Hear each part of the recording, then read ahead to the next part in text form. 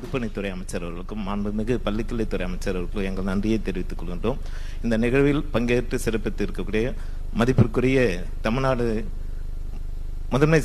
தலைமை செயலாளர் அவர்களுக்கும் பள்ளிக்கல்வித்துறை செயலர் மற்ற அனைத்து உயர் அலுவலர்களுக்கும் எங்களது மனமார்ந்த நன்றியை தெரிவித்துக் கொள்கின்றோம். நன்றி, வணக்கம்.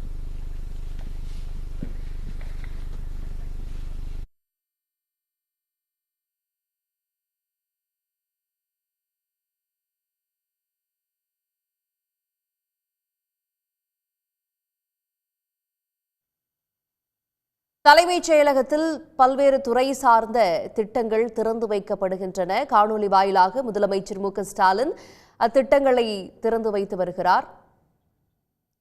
விவரங்களோடு நமது செய்தியாளர் அன்புச்செல்வன் இணைகிறார். அன்புச்செல்வன், தலைமைச் செயலகத்திலிருந்து முதலமைச்சர் காணொலி வாயிலாக எந்தெந்த துறை சார்ந்த திட்டப்பணிகளை திறந்து வைத்திருக்கிறார் இன்றைக்கு?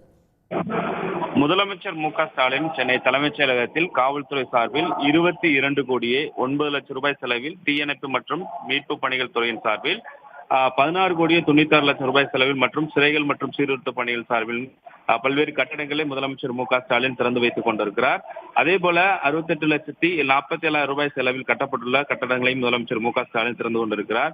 9 புதிய காவல் நிலையங்களையும் புதிதாக உருவாக்கப்பட்டிருக்கக்கூடிய உத்தரமேரூர், வேளாங்கண்ணி மற்றும் பள்ளிப்பாளையம் ஆகிய 3 காவல் புதிய கோட்டங்களையும் முதலமைச்சர் மு.க.ஸ்டாலின் காணொலி காட்சி மூலமாக தற்போது தலைமைச் செயலகத்திலிருந்து திறந்து வைத்துக் கொண்டிருக்கிறார்.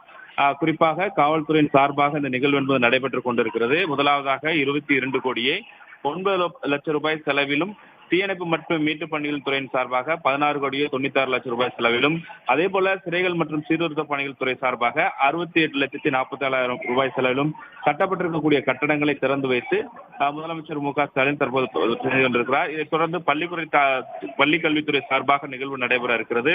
இந்த நிகழ்வை பொறுத்தவரை 20 மாவட்டங்களில் 60 அரசு பள்ளிகளில் 96 கோடியே 49 லட்சம் ரூபாய் செலவில் கட்டப்பட்டிருக்கக்கூடிய 392 புதிய வகுப்பறை கட்டிடங்கள், நூலகம், காணொலி காட்சி வாயிலாக முதலமைச்சர் மு.க.ஸ்டாலின் இன்னும் சற்று நேரத்திற்குள்ளாக கல்வித்துறை சார்பாக இருக்கிறதையும் திறந்து வைக்க இருக்கிறார். இந்த நிலையில் சென்னை தலைமைச் செயலகத்திலிருந்து இந்த நிகழ்வானது நடைபெற்றுக் கொண்டிருக்கிறது. அமைச்சர்கள் மற்றும் உயர் அதிகாரிகள் இந்த நிகழ்வில் பங்கேற்றிருக்கின்றனர். நிச்சயமாக தற்போதைய விவரங்களுக்கு நன்றி அன்புச்செல்வன்.